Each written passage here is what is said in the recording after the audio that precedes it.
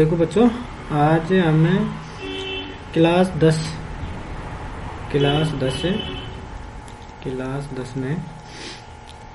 10 में गणित का एक टॉपिक लेते हैं, उसको पढ़ते हैं गणित में। ठीक है ना, क्लास 10 में गणित का एक टॉपिक है, टॉपिक ले लेते हैं कोई भी जब तक नहीं पढ़ा है उसको, और उसकी पूरी बेसिक जानकारी मैं आज इस वीडियो में बताऊंगा। सभी बच्चों ने ध्यान से वीडियो को देखना है, ठीक है ना। जहाँ पे कोई चीजें समझ में नहीं आती है तो वीडियो को बैक कर करके देखना है, ठीक है ना, समझना है, ताकि मैं क्लास में जब समझाऊं आपको तो आसानी से चीजें समझ में आ जाएंगी, ठीक है ना, क्योंकि रिवीजन भी हो जाएगा और अच्छे से समझ में भी आ जाएंगे। तो टॉपिक नंबर 7 है शायद, है ना, और वो है निर्देशांक ज्यामिति।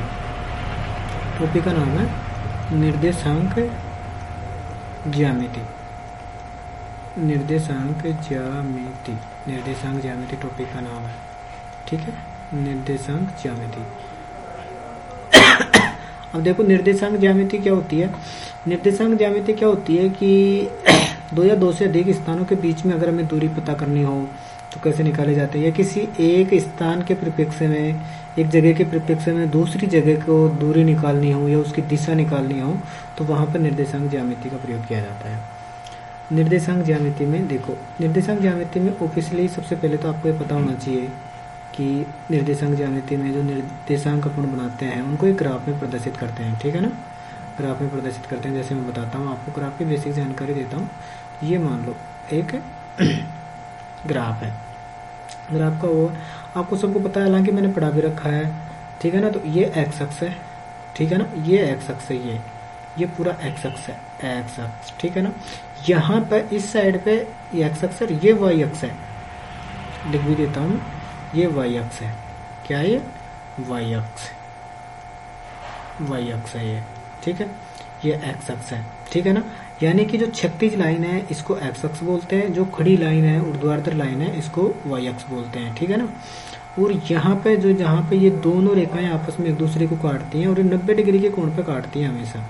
कितने डिग्री के कोण पे? 90 डिग्री के कोण पे काटती है। यानी कि यहाँ पे 90 डिग्री का कोण है, यहाँ पे भी 90 डिग्री का कोण है, यहाँ पे भी 90 डिग्री का कोण है और यहाँ पे भी 90 डिग्री का कोण है, ठीक है ना। और जिस बिंदु पे काटती हैं उस बिंदु को मूल बिंदु कहा जाता है। उस बिंदु को क्या कहा जाता है? मूल बिंदु कहा जाता है। इस बिंदु को मूल बिंदु कहा जाता है, इसको मूल बिंदु कहते हैं। क्या कहते हैं? मूल बिंदु कहते हैं इसको, मूल बिंदु। और इसको हमेशा ओ नाम से प्रदर्शित करते हैं, यानी ओ से डिनोट करते हैं इसको, ओ नाम से दर्शाते हैं इसको, और इससे पता लगता है। और इसके निर्देशांक देखिए तो यहाँ पे हमेशा जीरो होता है, हमेशा जीरो होता है दोनों निर्देशांकों का, क्योंकि कोई भी चीज को स्टार्ट करेंगे तो यहीं से करेंगे, मूल बिंदु से ही।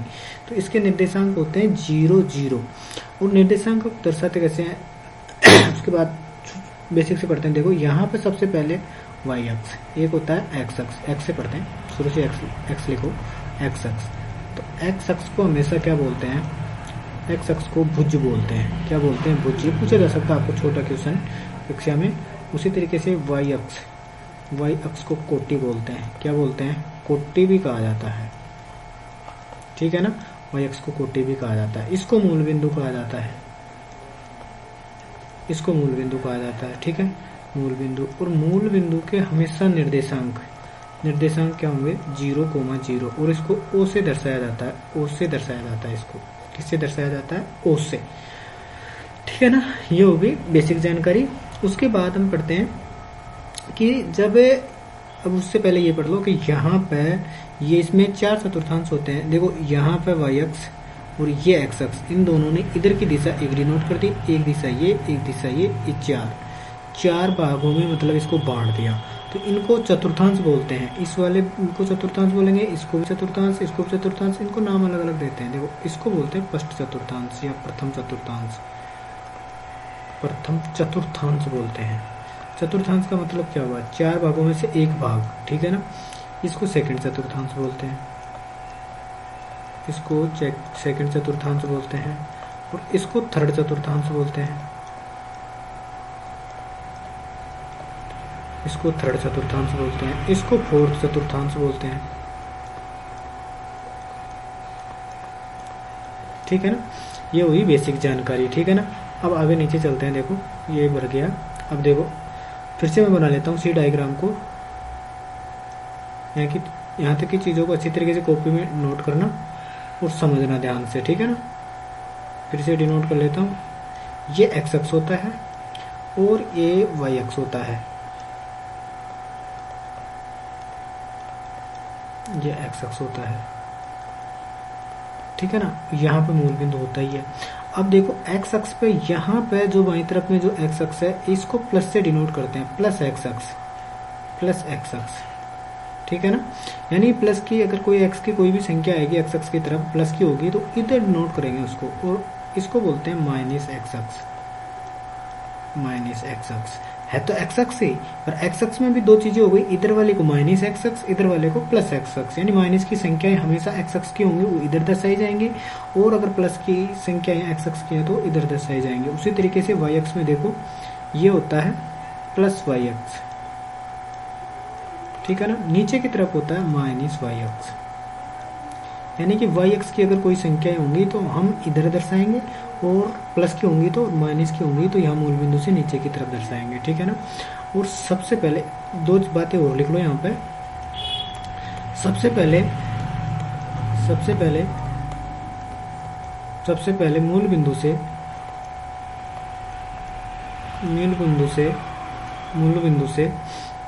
से चलना प्रारंभ किया जाता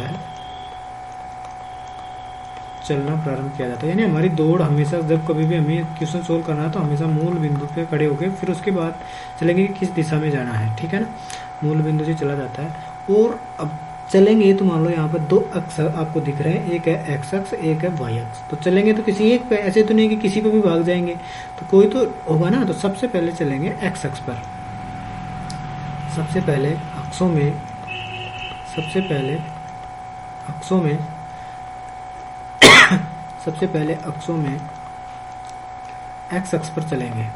एक्स अक्ष पर चलेंगे, ठीक है। अब आपके मन में डाउट होगा सर एक्स अक्ष पर चलेंगे तो एक्स अक्ष भी दो भागों में बट गया, इधर माइनस का है इधर प्लस का है। तो चलेंगे किस पे, जिस संख्या डिनोट बताएगी हमें कि एक्स अक्ष पर चलना है सबसे पहले, परंतु चलें किधर, तो संख्या बताएगी। जैसे मान लो कोई संख्या आ गई +5 आ गई, तो 5 संख्या क्या है, प्लस की है, तो प्लस की चलेंगे तो सबसे पहले मूल बिंदु पर खड़ा हो जाएंगे। हम देखेंगे कि एक्स अक्ष प्लस की है तो हम इधर जाएंगे। अगर यही संख्या मान लो माइनस की हो जाए, -5 आए तो -5 आए तो मूल बिंदु पर खड़ा हो जाएंगे यहाँ पे, और यहाँ से इधर चलना प्रारंभ करेंगे। यानी कि कौन सी दिशा में, बाएं तरफ चलना प्रारंभ करेंगे माइनस के लिए। अगर प्लस के लिए चलना है तो दाईं तरफ चलना प्रारंभ करेंगे एक्स अक्ष के लिए। उसी तरीके से वाई अक्ष के लिए मान लो कोई संख्या आ गई 4, तो हम क्या करेंगे, अब संख्या को देखेंगे। सबसे पहले संख्या किसकी है, प्लस की चिन्ह की संख्या है, तो हम मूल बिंदु से ऊपर की तरफ चलना प्रारंभ करेंगे, क्योंकि प्लस का चिन्ह, प्लस की संख्याएं इधर दर्शाई जाएंगी। उसी तरीके से माइनस की संख्याएं नीचे की तरफ, इसी यहाँ पे मान लो -3 आ जाए तो हम मूल बिंदु से किधर जाएंगे, और वो भी वाई अक्ष का, तो हम किधर जाएंगे, मूल बिंदु से माइनस की तरफ जाएंगे, ठीक है ना। इस तरीके से संख्याओं को दर्शाया जाता है। आगे बढ़ते हैं। अब देखो वापस से मैं डिनोट कर देता हूँ उसी का डायग्राम बना देता हूँ,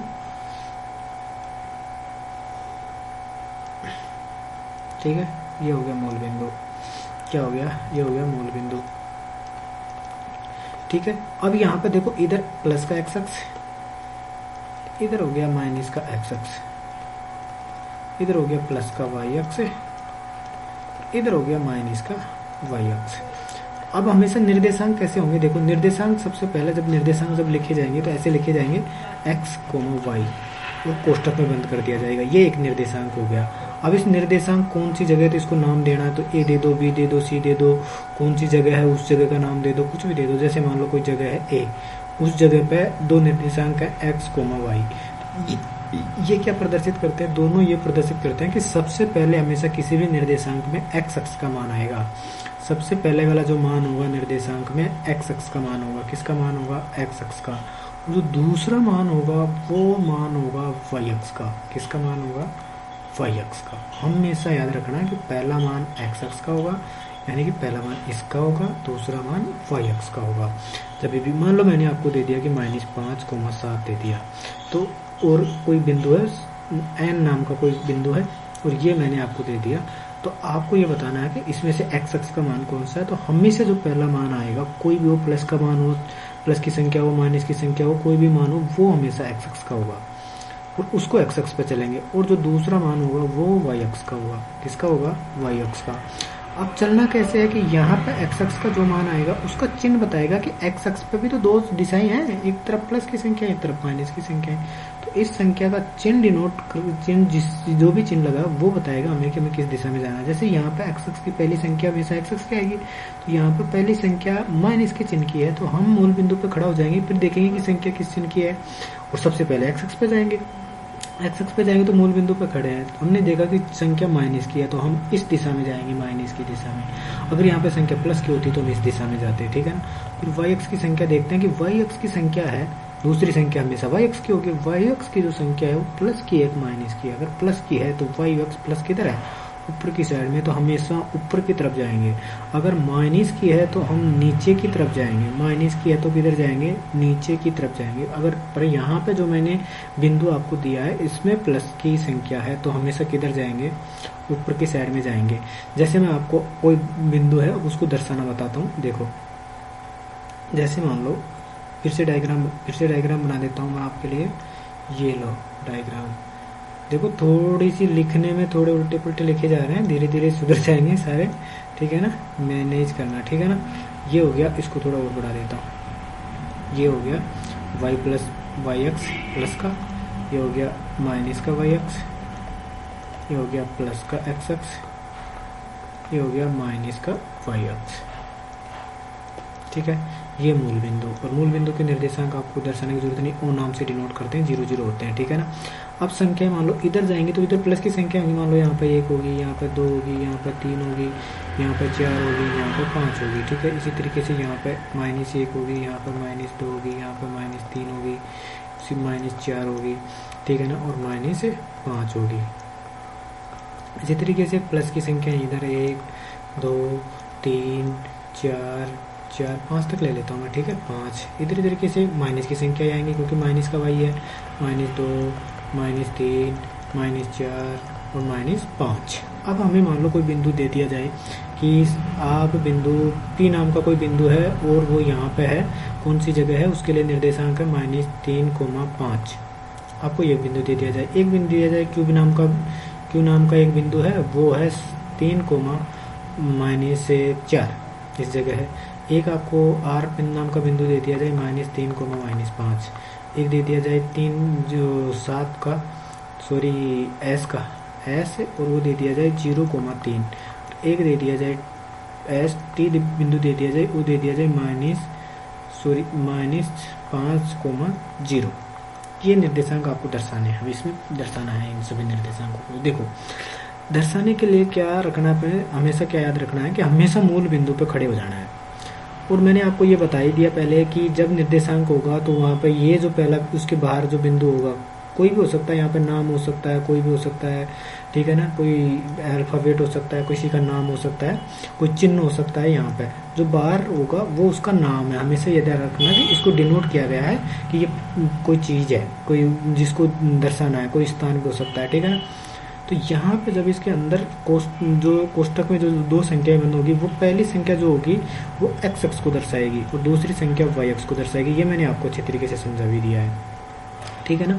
तो एक्स अक्ष की संख्या और वाई अक्ष की दोनों संख्याएं हैं, और हमें दर्शाने के लिए सबसे पहले मान लो कि पी बिंदु को हमें दर्शाना है, तो सबसे पहले हम मूल बिंदु पर जाके खड़ा हो जाएंगे और पहली संख्या जो देखेंगे वो एक्स अक्ष की होगी। पहली संख्या जैसे हमने देखी यहाँ पर तो -3 है और एक्स अक्ष की है, तो एक्स अक्ष तो ये रहा। और एक्स अक्ष पे इसका चिन्ह, संख्या का चिन्ह बताएगा कि हमें प्लस की तरफ जाना है या माइनस की तरफ। माइनस की है तो माइनस की तरफ जाएंगे मूल बिंदु से, तो माइनस की तरफ से चलना स्टार्ट किया। यहाँ पे देखो 3 यहाँ पे मिल गया। यहाँ पे मिलने के बाद यहाँ पे आप पहुँच गए।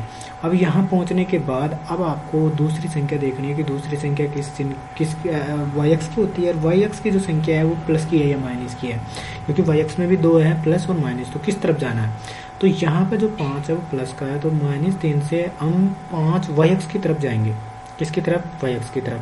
तो नीचे की तरफ अगर हम जाते हैं, 2 दिशाएं हैं हमारे पास, इधर तो जा नहीं सकते क्योंकि इधर तो एक्स अक्ष चल रहा है आगे, या तो ऊपर जाएंगे या नीचे जाएंगे। वाई अक्ष सीधा जाना ही है वाई अक्ष के समानांतर, तो ऊपर जाएंगे तो प्लस की संख्या है, नीचे जाएंगे तो माइनस की। और यहाँ पे जो 5 है वो भी प्लस का है, तो हम किधर जाएंगे, ऊपर की साइड में जाएंगे और ऐसे जाते हुए 5 की सीध में जाके रुक जाएंगे।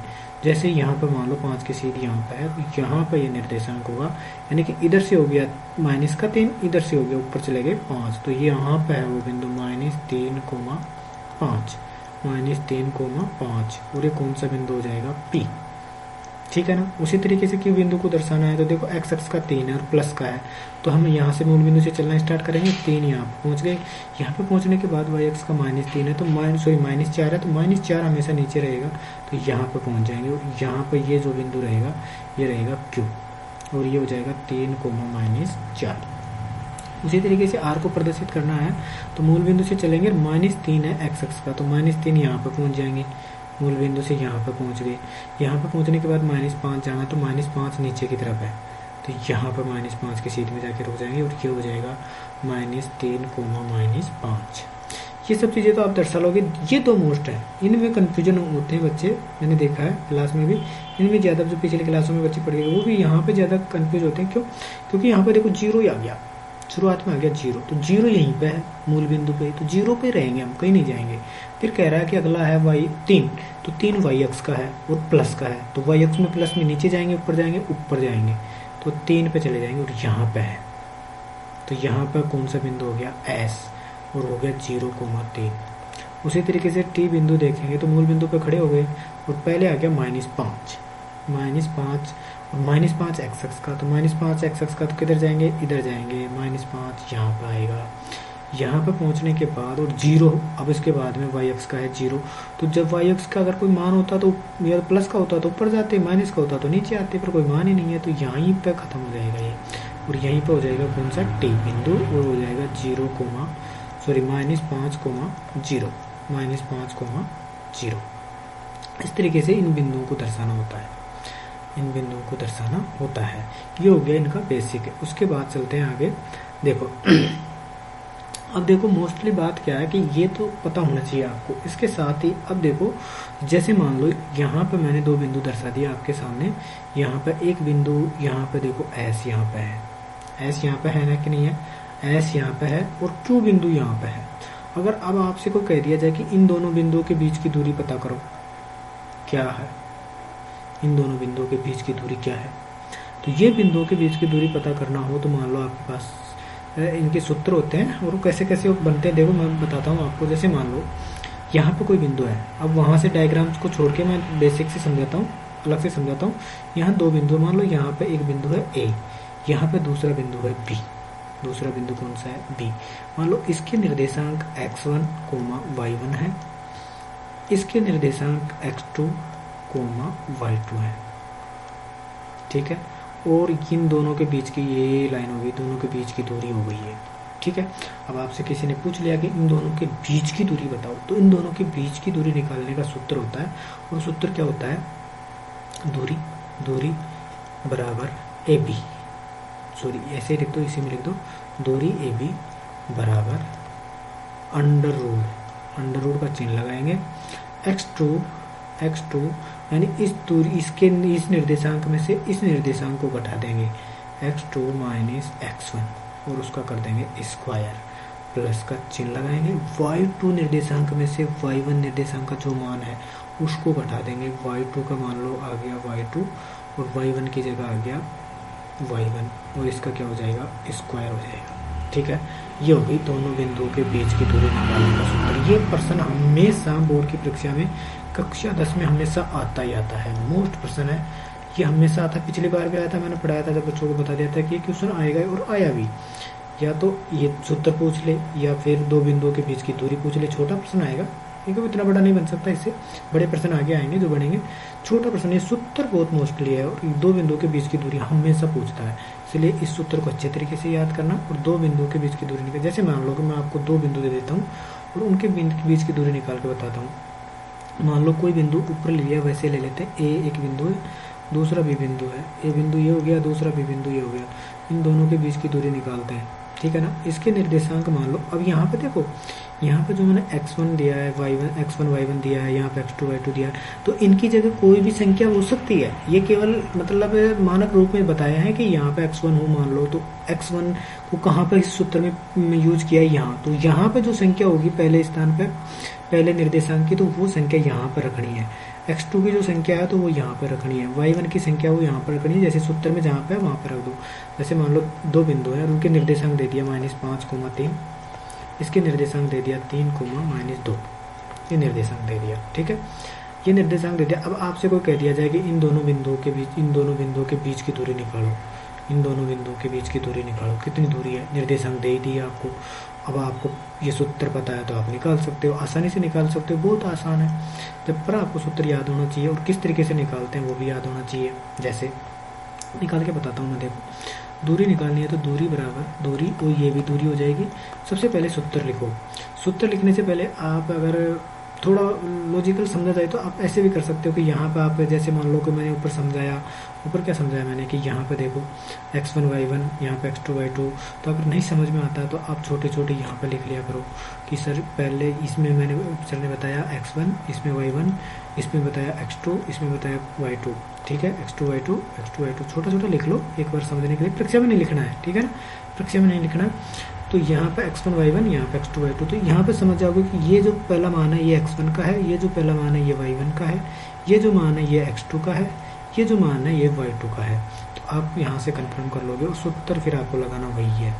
सूत्र वहाँ वही लगाना, x2 - x1 का स्क्वायर प्लस y2 - y1 का स्क्वायर। ये सूत्र हो गया बराबर अंडर रूट यहाँ पे x2 की जगह है 3। ठीक है, 3 माइनस की जगह माइनस का चिन्ह। अब सूत्र में सारी चीज़ें रख देंगे। देखो x2 की जगह x2, देखो यहाँ पे ये रहा 3 की x2 की जगह 3 रख दिया, माइनस का चिन्ह माइनस का चिन्ह लगा देंगे। x1 का मान देखेंगे तो यहाँ पे देखो x1 का -5 है, तो -5 देखो ऑलरेडी माइनस लग रहा है, तो फिर हम दूसरा माइनस का चिन्ह नहीं लगा सकते, दूसरा माइनस का चिन्ह नहीं लगा सकते क्योंकि फिर दो चिन्ह एक साथ नहीं हो सकता कभी भी। तो फिर यहाँ क्या कर देंगे, हम यहाँ मजला कोष्टक लगा देंगे। यहाँ पे जो संख्या है माइनस की उसको माइनस में लेंगे क्योंकि दोनों चिन्हों को साथ में नहीं ले सकते, -5, और ये करके और मजला कोष्टक में इसका स्क्वायर कर देंगे प्लस y2 का मान देखा हमने, y2 का मान माइनस में आ गया। आगे चिन्ह पहले ही यहाँ प्लस का है, कोष्टक लग गया तो कोई दिक्कत नहीं, आप लिख सकते हो -2। आगे माइनस का चिन्ह y1 प्लस की चिन्ह है, कोई दिक्कत नहीं है, आप नहीं लिख सकते, ऐसे कैसे लिख सकते हो, स्क्वायर बराबर। आगे बढ़ते हैं, बराबर। अब यहाँ पे देखो यहाँ पे अब सोल्व करेंगे आगे। अंडर रूट का चिन्ह ऐसे कैसे रहेगा भाई, अंडर रूट का चिन्ह ऐसे कैसे रहेगा, तो देखो 3 और यहाँ पे माइनस का चिन्ह इस संख्या से, देखो ये सभी के ये चिन्ह लगा हुआ है, इसके स्क्वायर लगा हुआ है, तो पहले अंदर की संख्या सोल्व होंगी तो 3 तो ऐसे कैसे, ये चिन्ह पहले इस चिन्ह से गुणा होगा तो ये हो जाएगा प्लस, और ये 5, और ये बच गया, अब ये स्क्वायर हो रहा है इसके प्लस। अब यहाँ पे देखो ये माइनस का 3 माइनस का 2, तो आपको पता है माइनस माइनस की संख्या दोनों जुड़ जाएंगी तो माइनस का 5 हो जाएगा और उसका हो जाएगा स्क्वायर। ठीक है, अंडर रूट का चिन्ह 5 और 3 को जोड़ देंगे 8 का स्क्वायर कर देंगे प्लस, और यहाँ पर -5 है, इसका स्क्वायर होगा तो 25 होगा। देखो -5 और -5 जब गुणा होंगे तो पहले संख्या गुणा होने से पहले इनके चिन्ह गुणा होंगे, माइनस का चिन्ह माइनस से गुणा होगा तो प्लस हो गया, 5 का गुणा 5 से होगा तो क्या हो जाएगा 25, तो ये हो गया 25। ठीक है, मैं बेसिक से बिल्कुल छोटी छोटी चीज़ें भी समझा रहा हूँ, ठीक है ना, मेरे स्कूल के बच्चों का लेवल पता है, उस हिसाब से पढ़ा रहा हूँ। 8 का स्क्वायर होता है 64, ठीक है, प्लस 25 का स्क्वायर, 25 इसका स्क्वायर हो ही गया बराबर। अब इन दोनों को जोड़ देंगे तो इन दोनों का जोड़ क्या हो जाएगा, 6 2 8 और 9 हो जाएगा, 89 हो जाएगा। अब देखो 89 का वर्गमूल नहीं निकाल सकते ना, तो वर्गमूल नहीं निकाल सकते तो ये ऐसे कैसे रह जाएगा।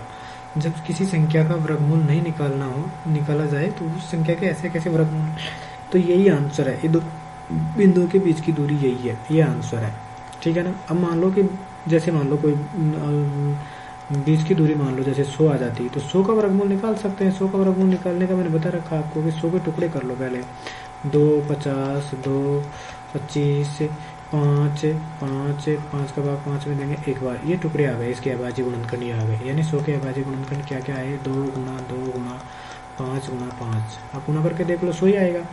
तो अब इनमें से क्या करना है, 100 का वर्गमूल निकालना है। तो जैसे जोड़ा बन गया तो जोड़े का 1 बार आ जाएगा तो इसका 2 बार आ गया, ये जोड़ा बन गया इसका 5 बार आ जाएगा, तो 5 को 2 से गुणा कर देंगे तो 10, इसका वर्गमूल कितना आ जाएगा 10 आंसर। पर यहाँ वर्गमूल निकालने की जरूरत नहीं है क्योंकि वर्गमूल निकलेगा ही नहीं, ये होगी दो बिंदुओं के बीच की दूरी।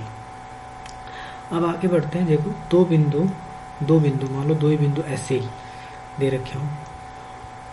अब क्या होता है कि दो बिंदु, जैसे मान लो यहाँ पे ए है, यहाँ पे बी है, दो बिंदु ही है, वही दो बिंदु है, ये दो बिंदु है। मान लो कि बीच में कोई बिंदु हो, बीच में कोई बिंदु हो, कहीं पे भी हो सकता है, यहाँ पे हो सकता है, यहाँ पे हो सकता है, यहाँ पे हो सकता है, यहाँ पे हो सकता है, कहीं पे भी हो सकता है। तो मान लो कि यहाँ पे अगर कोई बिंदु है, दूसरा एक और बिंदु, तीसरा नाम बिंदु, उसको नाम दे देते हैं हम सी।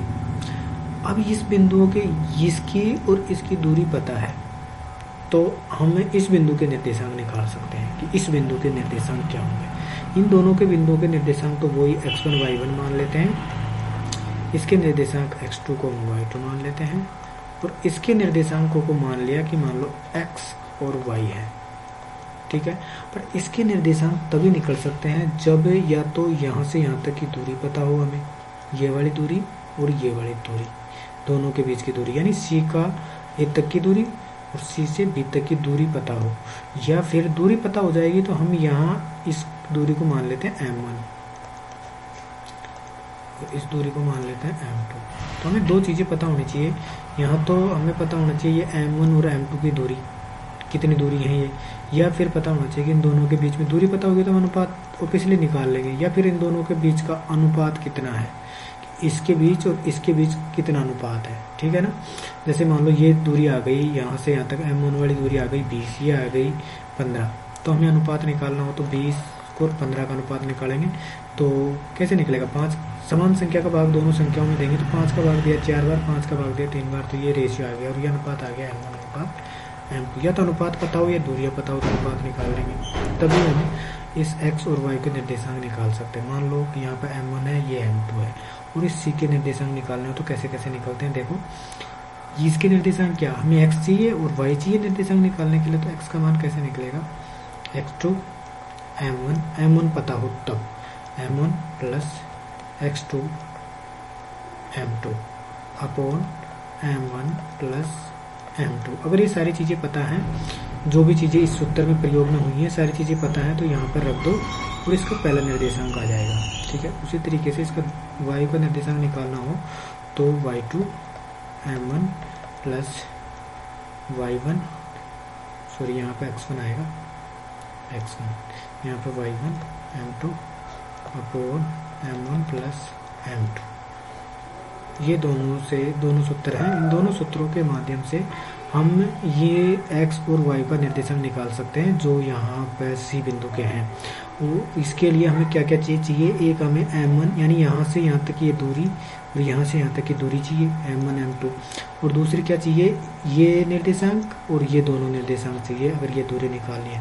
अगर परीक्षा में प्रश्न आएगा तो ऑलरेडी ये वाली चीज़ और m1 m2 देगा, तो डायरेक्ट इस सूत्र में रख के और x और y का मान निकाल के बीच में जहाँ पे भी कोई उसके निर्देशांक निकाल सकते हैं, ठीक है ना। आगे बढ़ते हैं। देखो अभी जो निकाला है उसी में दूसरा और अगला पॉइंट क्या है, अगला फैक्ट है कि एक बिंदु a है, a b है, ठीक है ना। यहाँ पे x1 y1 और यहाँ पे x2 y2, ठीक है ना। अब इन दोनों के मान लो कि उस पिछले वाले में हमने क्या निकाला कि ये यहाँ पर कहीं पे भी बिंदु हो तो उसके निर्देशांक निकालना हो। पर अगर मान लो कि बीच में कोई बिंदु हो, बीच में कोई बिंदु हो, सी बिंदु अगर बीच में स्थापित हो जाए, दोनों तरफ से बराबर दूरी हो जाए, यानी कि ये वाली दूरी m1 जिसको मान रहे थे ये, और यहाँ वाली दूरी जिसको m2 मान रहे थे ये दोनों दूरियां आपस में बराबर हो जाए, यानी m1 बराबर m2 हो जाए, तो इसका मतलब क्या हो जाएगा, इसका मतलब हो जाएगा कि C बिंदु बीच में स्थित है, दोनों तरफ से दूरियां बराबर हो गई हैं। तो जब C बिंदु बीच में हो गया तो फिर ये मध्य बिंदु हो गया, इन दोनों दूरियों के बीच के, या इस दूरी का बीच का बिंदु हो गया। तो इसके निर्देशांक निकालने हो तो AB के मध्य बिंदु C के निर्देशांक निकालने हो तो C के निर्देशांक निकालने हो तो कैसे निकलेंगे, तो C के निर्देशांक निकालने हो तो C के निर्देशांकों को x, y मान लेते हैं। तो x, y के मान निकालने हो तो x बराबर क्या हो जाएगा, x बराबर m1 और m2 बराबर हो गए, इसलिए दोनों चीज़ें बराबर हो गई। तो x1 plus x2 plus x1 बटा 2, ये सूत्र हो जाएगा ये x का निकालने का। क्यों हुआ देखो, मैं निकाल के बताता हूँ आपको कि सूत्र पहले क्या था। सूत्र पहले ये था x बराबर x2, यहाँ पे m1 था, यहाँ पे x2 था, यहाँ पे m2 था और नीचे m1 प्लस m2 था, ठीक है ना, m1 m2 था। x बराबर x2 की जगह x2 का मान रख देंगे, m1 और m2 बराबर हो गया तो दोनों जगह एक मान रख सकते हैं, कोई भी रख लो, क्योंकि m1 भी वही है x2 और ये भी तो m1 के बराबर ही है, तो इसको भी m1 रख देते हैं। यहाँ पर भी m1 है, यहाँ पर भी m1 है, m2 की जगह भी। तो अब जब इसको सोल्व करेंगे तो ऊपर से कॉमन आ जाएगा m1 x2 प्लस x1 बटे नीचे से भी कॉमन आ जाएगा m1, यानी नीचे से कॉमन 2m1 हो जाएगा नीचे। तो m1 से m1 कैंसिल, तो बचेगा क्या नीचे, x बराबर बचेगा x2 प्लस x1 बटे में 2। तो x1 का सूत्र ये आएगा। उसी तरीके से y का सूत्र निकालना हो तो y का मान निकालना हो तो y का हो जाएगा y2 प्लस y1 बटे में 2। ये होते हैं मध्य बिंदु के निर्देशांक। मध्य बिंदु के निर्देशांक हमेशा पूछे जाते हैं ये, ठीक है ना। उसके बाद में मध्य बिंदु के निर्देशांक हो गए। अब उसके बाद में देखो, जैसे मान लो कि कोई 3 बिंदु, ये तो हो गए मध्य बिंदु के निर्देशांक, ये सारी चीजें हो गई। अब इसके बाद में एक त्रिभुज और होता है। जैसे मान लो त्रिभुज है, ये त्रिभुज बना दिया। अब इस त्रिभुज को एक ज्यामितीय उसमें निर्देशांक में निरूपण कर दिया जाता है और उसके निर्देशांक बता लिए जाते हैं। जैसे मैं आपको इसको बना के बताता हूँ। देखो, जैसे मान लो ये निर्देशांक ज्यामिति का ये डायग्राम बना लिया मैंने, एक्स निर्देशांक का मतलब अक्षों का वो बना लिया।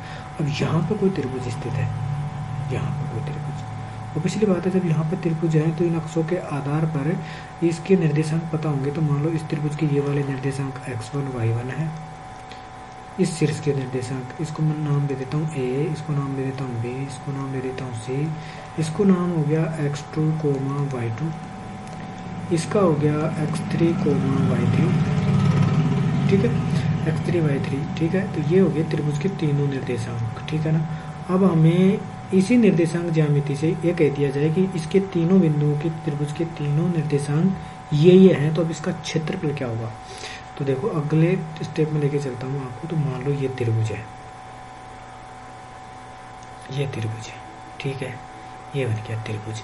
यहाँ पे a निर्देशांक है, मान लो यहाँ पे मतलब b है, यहाँ पे b, तो 3 शीर्ष हो गए त्रिभुज का, a शीर्ष, b शीर्ष और c शीर्ष। इस a शीर्ष के निर्देशांक है x1, y1, इस b के निर्देशांक है x2, y2, इस c शीर्ष के निर्देशांक है x3, y3। तीनों बिंदुओं के निर्देशांक हमें पता है, तीनों बिंदुओं के निर्देशांक हमें पता है। अब हमें कोई कह दिया जाए कि इस त्रिभुज का क्षेत्रफल निकालो, तो इस त्रिभुज के क्षेत्रफल का, तो त्रिभुज क्या हो जाएगा, त्रिभुज ABC का क्षेत्रफल को निकालने के लिए कह दिया जाए तो इसके लिए एक सूत्र बनता है, और सूत्र याद रखना है।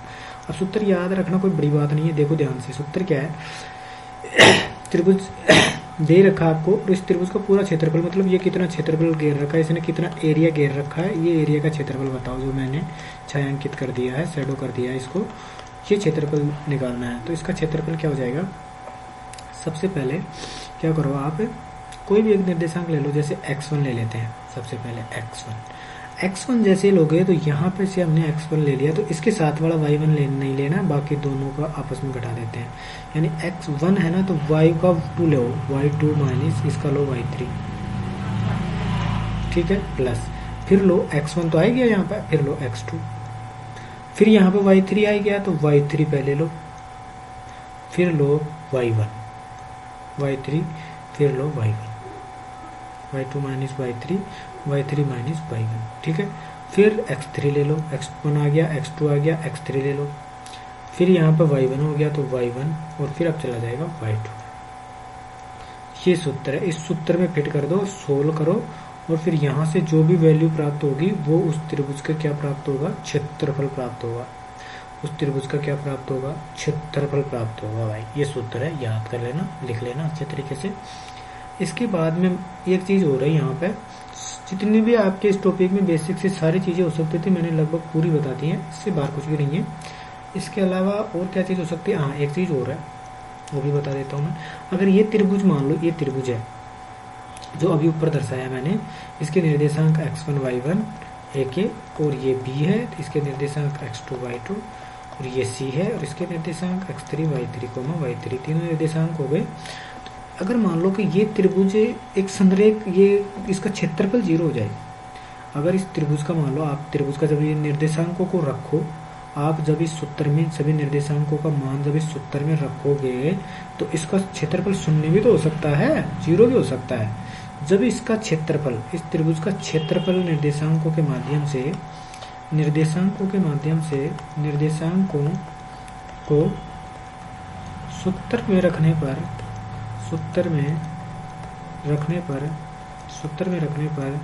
यदि त्रिभुज का क्षेत्रफल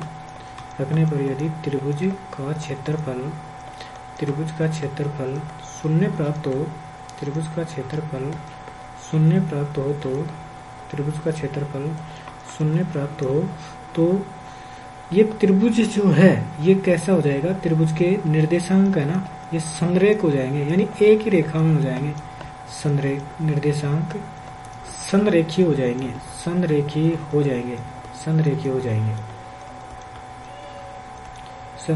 जाएंगे, अर्थात